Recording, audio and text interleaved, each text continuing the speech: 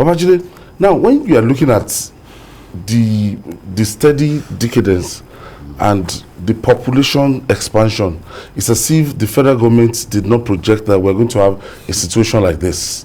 Now we have private university that's very expensive, not affordable to an ordinary man on the streets. We have state universities that are equally expensive as well. So the succor for that common man that you can say you cannot pay 100,000 naira per session is a federal university across the states, across the country. So if they're not making this accessible, if they don't have the necessary infrastructure, if they don't have the necessary facility, it's fingers are not equal. Our fingers are not equal at all. Not everyone can afford a private university at all. As I said earlier, a lot of the people grandstanding and calling Asuu names, their own parents too couldn't afford universities outside of our country, because at that time we didn't have private universities at all. But they couldn't afford to send children. Send their children outside Nigeria. Yes, and we used to also have study leaves that government will bankroll for people to go and do their masters. Those things are not common now. Those things are not scholarship for go and study abroad. They are not common now because of the state of the economy and all that. So what government can do is not to simply ignore these demands. Look at the demands. See how you can do. If they had incrementally been addressing those demands one at a time, by now we won't have this problem. For example, look at how long it took before they decided to release that 20 billion for infrastructure in the universities. And you and I know that it's like a drop in the ocean. You are owing academic staff allowances. You will wait until they go on strike before you pay their end allowances and all that. So we have found ourselves in a very, very nasty situation, but it's not irredeemable. Look at the federal universities, come up with funding to improve infrastructure, build more lecture theaters. Yes, TED Fund is trying its best, but even TED Fund itself is limited in terms of the funding at its disposal, and the demands are huge. Because we have new federal universities, every time they are approving building of new universities, federal universities and all that. So all of this require funding. Okay, we have Mohammed from Jigawa. Thank you for joining us, Mohammed. Good afternoon. Good afternoon, Mohammed.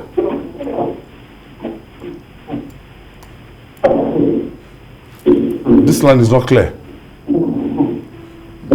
I think you have to call back, Mohammed. We can't hear you at all. Just try to call back. And we don't project. We are not ready. This same thing is happening in the health sector. The university is the bedrock of the industrial takeoff of any country. When you are talking about science, you are talking of art, you are talking of industry, you are talking of technology. Most of the great things you see that we sell in the market and all that, they are products of research in universities. So if Asuu is saying that for the universities, it's going to have chain impact on our industrial growth, on job creation, on the, a lot of small-scale industry and all sort of things, So, but when there is no funding for the university sector, there's no way you can be talking about industrial growth. Look at the greatest nation that spent so much money on education: Norway, New Zealand, UK, US. They pump a lot of money into education because they know that that is the future of the country. Even when you are talking about research in military institutions, you still need academic base. We want to produce fighter jets, we want to produce the naval equipment and all that. It is the university system that will provide the research base for you to be able to achieve all these things. So we can't just neglect this very, very important industry. And that's why many of us we are with Asuu. And we hope government will listen to them. It's for the benefit of the government itself. Life itself is not too fair. You know, when we have lawmakers that you are saying that they can enter their position with secondary school certificates and everything, even some executive posts and everything. These people invest a minimum of 25-30 years and to try to become professors. Look at what they're earning. Yes. Yes, it's unfortunate. How many people will agree to be on the same salary for more than 10 years? Because that's what we are seeing. That's what we are seeing. It's more than 10 years already. 2009 to this time. People think that the Asuu guys are just greedy people. They don't think about all these things.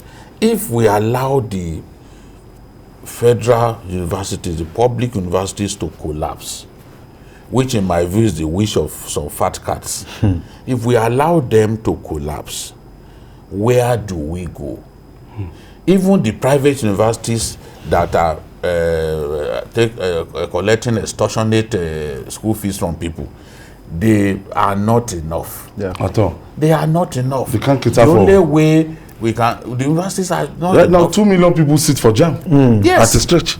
2 million. So despite the fact that there are more universities are coming, yes, it's still not how do you want to enough. accommodate even So 1 million in if session? we allow the federal the public universities to collapse, whether they are state universities or even federal universities, we will be in trouble.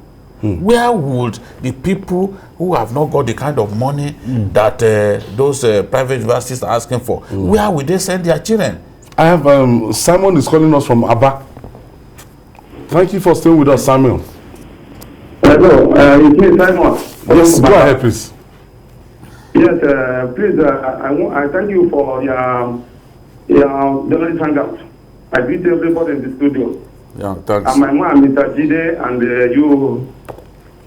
Go ahead, so Simon. what I want to ask TVC, I want to ask them something for TVC to come to Aba for this geometric in Aba. So I want Jide, especially Jide, to come to Aba and tell the world what is happening in the geometric. Okay. Which one is geometric? I'm begging Jide and TVC.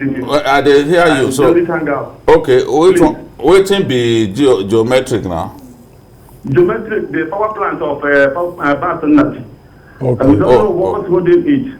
I don't know, but it is still Jide will tell Nigeria and the world what is happening there. You are not going to give me a hint. You are not going to give me a spoof first. Please, okay. I'm begging you. So we'll find time to come to Aba. I hope Aba is cleaner now. I hope Aba is cleaner now in terms of refuse and all. No, you have no problem with security. As far as Jide is concerned, no problem. I said, is it cleaner now in terms of refuse and all that? It's very clean. As far as Jide is concerned, you are not have no problem. Okay.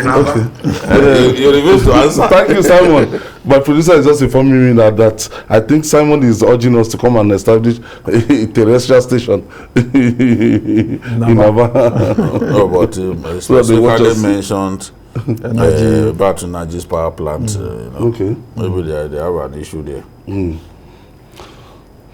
So ultimately, when we look at it, we just pray that the federal government will be able to sit down with Asuu and try and... I hope by Monday, because the rate is going. You know, those traditional rulers and clerics met with Asuu and stopped this the strike in December or so. Yeah. Now, though they promised, the Sultan promised that he will reach out to the government, that they should leave it to him. He will reach out to them and ensure that there is no strike. Up till now, they are yet to get back to Asuu to say, okay, we met the president or we met the Minister of Labor. This is what they told us. No feedback. That's why if they had succeeded in reaching the government, at least those clerics would have gone back to Asuu to say, okay, they've assured us that they will deal with the issues that you people have come up with. But there's no feedback. It looks like disrespect. In my view.